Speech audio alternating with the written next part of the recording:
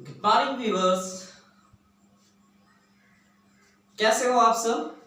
I hope आप सभी बहुत ही अच्छे हो और घर पर हो, घर में बैठे बैठे पढ़ाई कर रहे हो और भी एक्टिविटीज कर रहे हो। साथ ही साथ आप इस वैश्विक महामारी में अपने देश का योगदान दे रहे हो। एक्चुअल में अभी हमें जो करना है वो बेस्ट वर्क क्या है कि घर पर ही रहें, स्वस्थ रहें और देश की सेवा करें। इससे बढ़िया सेवा करने का अवसर आपको और कभी नहीं मिलेगा। आप बोर्ड पे देख पा रहे हैं कि मैंने वर्ब्स लिखे हैं। आज मैंने V2 एंड V3 नहीं लिखा है, केवल V1 ही लिखा है। You know why? थोड़ा सा देख लेते हैं। V2 एंड V3 यहाँ पे जितने हैं उनमें से D और ED लगाने से बन जाएंगे। जिसके लास्ट में E है, एंडिंग जिस वर्ब का E है वहां पे D लगाना है और जो किसी दूसरे लेटर पे एंड कर रहा है वहां पे आप लोगों को ED लगाना है। आई होप ये समझ में आ रहा हो। आप इसे स्क्रीनशॉट ले लें और इसे याद करते चलें। आज हमें पढ़ना है अगेन स्ट्रेटिव वर्ब्स। स्ट्रेटिव सेंटेंसेस पढ़नी है। स्ट्रेटिव सेंटेंसेस शायद साउंड इशू हो रहा हो फैन की वजह से, मैं इसे और कम कर लेता हूं। स्ट्रेटिव सेंटेंसेस पढ़नी हमने पहले क्लास में पढ़ा था। स्ट्रेटिव सेंटेंस वो प्रेजेंट का था। आज हम पढ़ेंगे स्ट्रेटिव सेंटेंसेस पास्ट का। स्ट्रेटिव सेंटेंसेस सिंपल पास्ट किसमें पढ़ना है हमें? ये सिंपल पास्ट में। यू नो स्ट्रेटिव सेंटेंस को स्ट्रेटिव सेंटेंस कहते क्यों हैं? थोड़ा सा मैं इस पे आज बात करना चाहूंगा। वो क्या है? Verb is an action word. मैंने इसका डेफिनेशन जब दिया था तो थोड़ा सा बड़ा दिया था कि ये verb is a word which shows an action, state और पोजीशन। स्टेट का मतलब होता है अवस्था, स्टेट ऑफ बीइंग। तो स्टेटिव सेंटेंसेस जो होती हैं वो क्या सिखाती हैं? स्टेट ऑफ बीइंग सिखाती हैं। यहां पे दो है, एक एक्शन और दूसरा स्टेट। ऐसे वर्ब का एक और काम है, मैं यहां लिख ही देता हूं, position. POSSESSION, position. Position means अधिकार। आज हमें स्ट्रेट ही पढ़ना है। Okay, let's clear it. जब हम स्ट्रेटिव सेंटेंसेस पढ़ रहे होते हैं तो हमें ध्यान ये रखना होता है कि स्ट्रेटिव सेंटेंस केवल अवस्था को ही बताता है। पास्ट पढ़ रहे हैं तो आप स्ट्रक्चर लिख लेंगे। स्ट्रक्चर 2 है ये हमारा। Subject plus was oblique were plus object. ये जब मैं ऑब्जेक्ट लिखता हूं तो आपको समझ में बेहतर आता है कि ऑब्जेक्ट होता कौन है, इसलिए मैं उस पर लाइट नहीं कर रहा हूं, प्रकाश नहीं कर रहा, इल्यूमिनेट नहीं कर रहा मैं उसको। सब्जेक्ट आप ले लेते हैं राम वाज, सिंगुलर के साथ सिंगुलर। राम क्या है? सिंगुलर है, दैट्स व्हाई मैंने क्या लिया है? वाज लिया है। अगर प्लूरल सब्जेक्ट होगा तो वर्ब भी क्या आएगा? प्लूरल आएगा। राम वाज ये farmer. Ram was a farmer. Ram एक किसान था। पहले में हमने बात किया था राम एक किसान है, अभी हम बात कर रहे हैं राम एक किसान था। एक्चुअल में इंग्लिश अगर सीखनी है तो बेसिक सीखनी बहुत जरूरी है। किसी भी सेंटेंस के ऊपर नहीं जाएंगे हम, बहुत ऊपर नहीं जाएंगे, स्लोली ऊपर जाएंगे। ही was ये हीरो इन द फाइट। थोड़ा सा ना हम इंटरेस्टिंग सेंटेंस बना रहे हैं। अभी देखो, सब्जेक्ट हेल्पिंग वर्ब। चूंकि ये हेल्पिंग वर्ब जो है यहाँ पे हेल्पिंग वर्ब का काम नहीं कर रहा, मैंने उस दिन ही बताया था। स्ट्रेटिव सेंटेंसेस में हेल्पिंग वर्ब मेन वर्ब का काम करता है। ओके, तो subject verb and object in the fight. Ram was a hero in the fight. He was a hero in the fight. वो fight यहाँ पे जो है वो नाउन है। वो लड़ाई में क्या था? हीरो था। वो लड़ाई में क्या था? हीरो था। अलंकार से हम इसे सजा रहे हैं। He was ये हीरोइक फाइटर, ऐसा भी लिख सकते हैं। He was a hero in the fight. Okay, क्या है? ये सब अवस्था है कि उस फाइट में उसकी अवस्था क्या थी? हीरो की थी। वो उस फाइट में कैसे था? हीरो। हीरो क्या काम करता है? विलन की पिटाई करता है और जो लोग कमजोर होते हैं, दुर्बल होते हैं, उनको बचाकर ले जाता है। दैट्स व्हाई क्या कहा गया? He was a hero in the fight.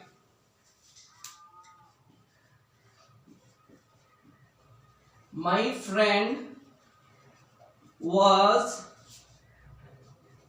Virat in that match. कई बार आप लोग कहते हो, ऐसे सेंटेंसेस बहुत यूज करते हो, पर आप फंस जाते हो कि कैसे बोले। तो आप देखो, उस मैच में मेरा दोस्त क्या था? विराट था। विराट मतलब विराट एक पद है। विराट कोहली जो है, अगर हम क्रिकेट की बात करते हैं तो यहाँ पे क्या है? एक पद है, एक पोस्ट, एक अवस्था है। तो उस मैच में मेरे दोस्त ने कैसा खेल खेला? विराट कोहली की तरह खेला, मतलब एकदम स्टार्ट की धुआंधार और जाकर फिनिश करके ही वापस लौटा। My friend was Virat in that match. Okay, एक और एग्जांपल ले लेते हैं।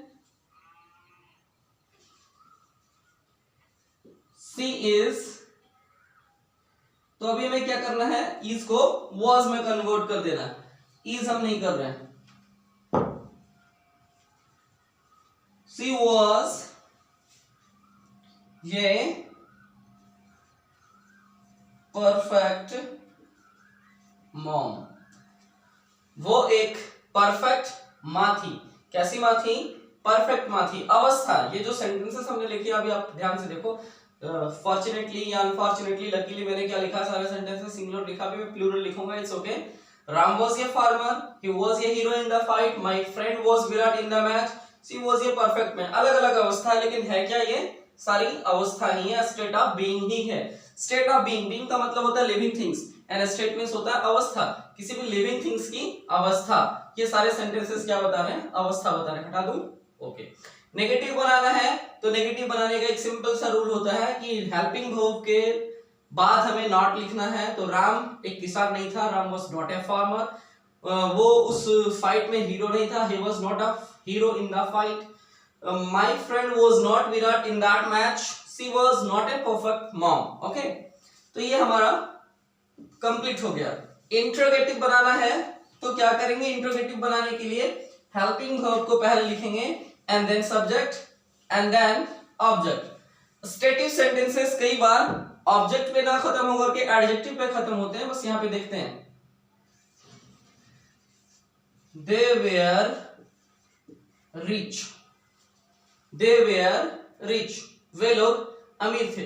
Rich is an adjective. Rich क्या है? एक एडजेक्टिव है।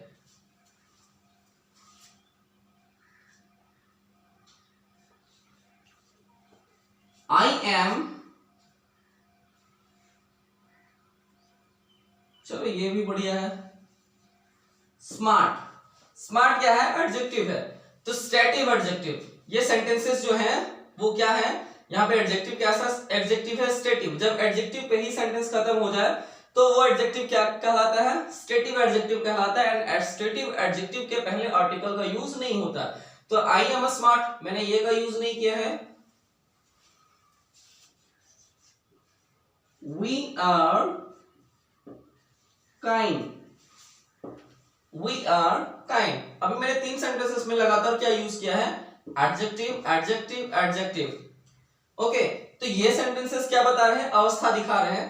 अब आपको एम के जगह पर, आर के जगह पर, ये एम और आर क्या है? प्रेजेंट वर्ब है। आपको क्या करना है? I was, we were, because we are learning here past. Okay, it's over.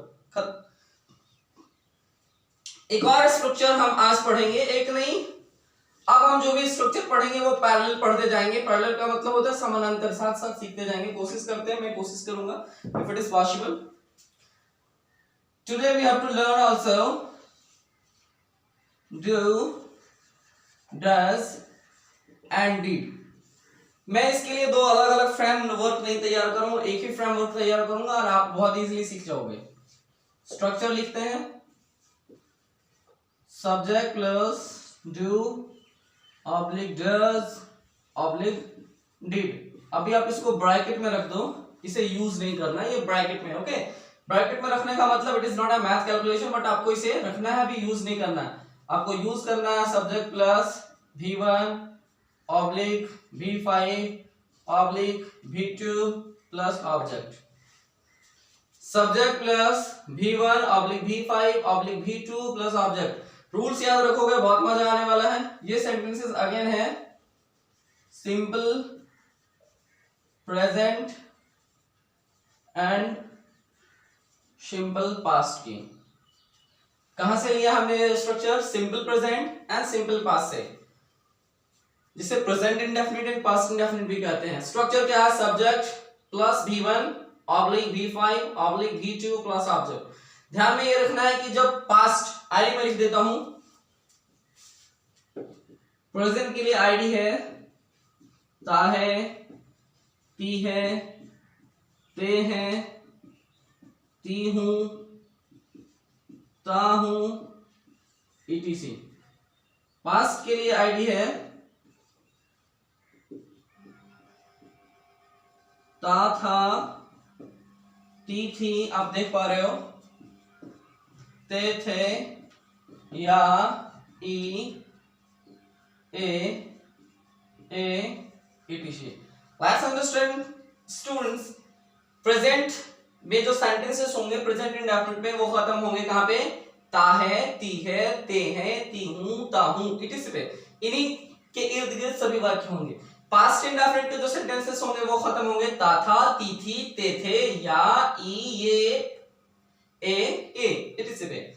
Present and past हमने पैरेलल यूज किया है, ये दोनों प्रेजेंट के लिए है, present, and this one is for past. Clear? Subject तो सभी के लिए होता है। प्रेजेंट में आपको यूज करना V1 ऑब्लिक V5। जब मैंने वर्ब पढ़ाया था आपको तो मैंने बताया था कि सिंगुलर सब्जेक्ट के साथ आपको यूज करना है singular verb means V5 and plural subject के साथ आपको यूज करना है plural verb means V1। Okay, let's see examples.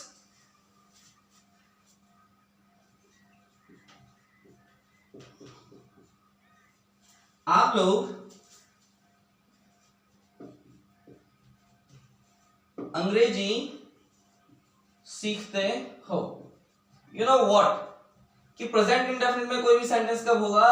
जब कोई वाक्य ये दर्शाता हो like it is a daily activity, it is a daily routine और इट इज यूनिवर्सल ट्रूथ। चाहे वो डेली रूटीन हो, यूनिवर्सल ट्रूथ हो, डेली एक्टिविटी हो, ऐसे सेंटेंसेस को कहते हैं present indefinite. And past indefinite, वो पास्ट में डेली रूटीन हुआ करता था या कोई काम कंप्लीट हो गया, दैट काइंड ऑफ सेंटेंस। आप लोग अंग्रेजी सीखते हो, मैंने प्रेजेंट का आईडी लिखा ता है, ती है, ते हैं, ती हूं, ता हूं। अब देखो ते हो, यही है ना, ते है, etc लिखा, मतलब ये भी यहां पे आएगा। ओके, प्रेजेंट क्या है? तो आपने क्या कहा था? सब्जेक्ट, जब प्लूरल हो तो वर्ब क्या होगा? प्लूरल यहां पे। अब आप लोग क्या है? प्लूरल है यू, सीखना का प्लूरल क्या होगा? V1 लर्न, क्या? English. Very easy. You learn English. You learn English. अभी मैंने do, does and did को ब्रैकेट में रखा था, उसके यूज का टाइम आ गया। do, does and did का इस्तेमाल करेंगे हम नेगेटिव सेंटेंस बनाने के लिए, इंटरगेटिव सेंटेंस बनाने के लिए एंड इंटरनेगेटिव सेंटेंस बनाने के लिए। do, does जो है वो पास्ट के लिए है। ओके, do, does पास्ट जी नहीं, आपने ध्यान रखना है कि do, does आपको यूज करना है प्रेजेंट में एंड डीड आपको यूज करना है पास्ट में। स्पेशलिटी फिर सेम, प्लूरल सब्जेक्ट के साथ डू, सिंगुलर सब्जेक्ट के साथ डज। डू, डज, डिड लगाने के बाद, डू, डज, डिड लगाने के बाद सभी वर्ब अपने मूल रूप में आ जाते हैं। की पॉइंट है, आप यहां पे लिख लो, मैं लिख रहा हूं की पॉइंट। जो डज एंड डिड यूज होने के बाद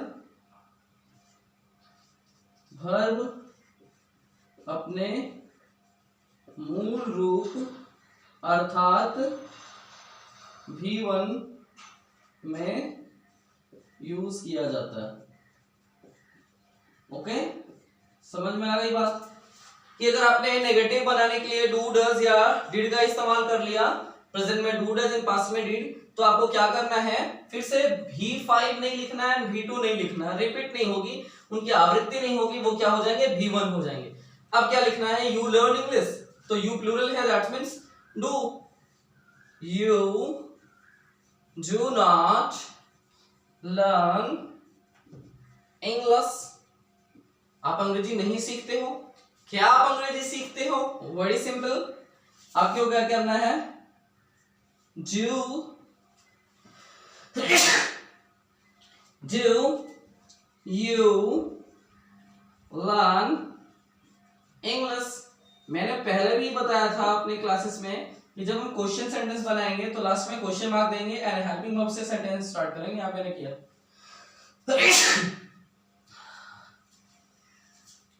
I hope it is clear. अभी अब सिंगुलर एग्जांपल ले लेते हैं, मिटा दो इसे, बस स्ट्रक्चर रहने देता हूं ताकि आपको समझने में प्रॉब्लम नहीं हो। और फिर से सेंटेंसेस लिखते हैं।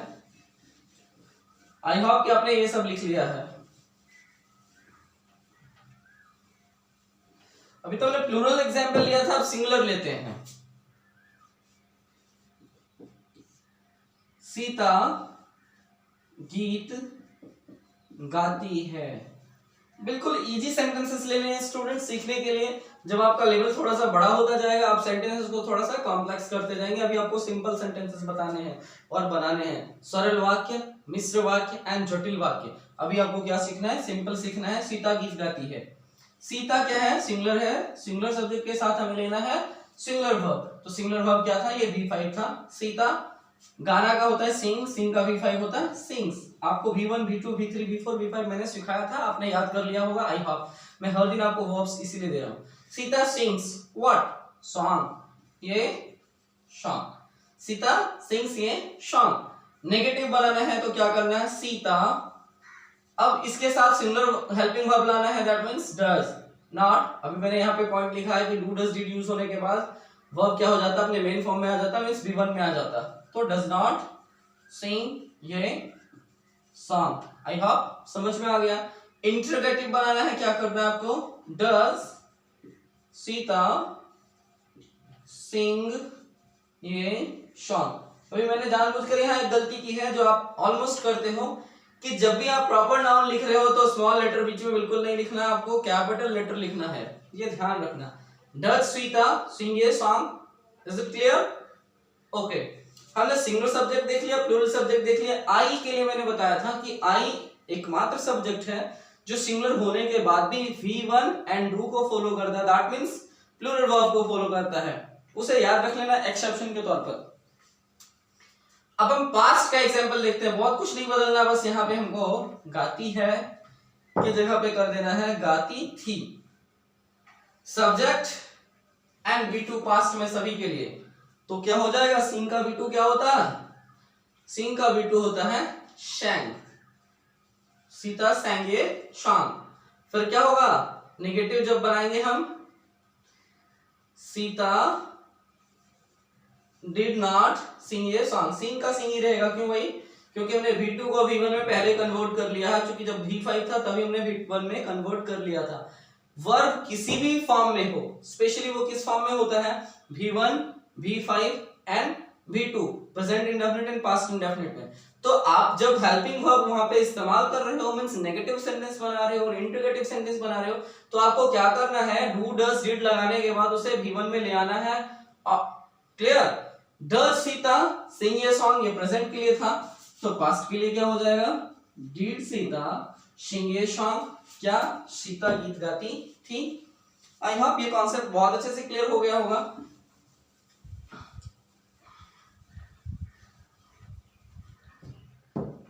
एक और देखते हैं, जब दो वर्ब सेंटेंस में हो जाता है तो बहुत सारे स्टूडेंट फंस जाते हैं। मैं पढ़ना चाहता था। अभी देखो यहाँ भी पढ़ना वर्ब है, यहाँ भी चाहना वर्ब है, तो मेन वर्ब क्या है? मेन वर्ब ये है था। और ये पढ़ना जो है ना, मैंने पिछले क्लास में बताया था जब मैं पढ़ा रहा था आपको finite verbs and non finite verbs, तब तो ये 2 + V1 वाला है। क्या है? 2 + V1। अभी आपको बनाना कैसे है? आई वांटेड, क्यों? सब्जेक्ट प्लस V2, वांट का V2 wanted. I wanted to read. अब एक्चुअल में ये रीड जो है ना, रीड मींस नॉर्मली किसी भी चीज को पढ़ना। यहाँ पे आपको रीड यूज नहीं करना है, रीड प्रॉपर वर्ड नहीं है, यहाँ पे वर्ड है study. I wanted to study. I wanted to study. Negative क्या हो जाएगा? I did not want to study. Did I want to study? Clear? आज हमने क्या सीख लिया, स्टैटिक सेंटेंस सीखा पास्ट का, और साथ ही साथ हमने एक्शन वाला भी दो सेंटेंस, दो स्ट्रक्चर सीख लिया। क्या क्या स्ट्रक्चर, प्रेजेंट इंडेफिनिट का सीख लिया एंड पास्ट इंडेफिनिट को सीख लिया। रिकैपिचुलेट करते हैं वेरी नेटसेल। ता है, ती है, ते है, ताहू, ती हूं, ये सारे प्रेजेंट इंडेफिनिट के लिए हैं। ता था, ती थी, ते थे, या, ई, ये पास्ट इंडेफिनिट के लिए हैं। या, ई एक आपने यूज नहीं देखा, चलो इसको देख ही लेते हो आप।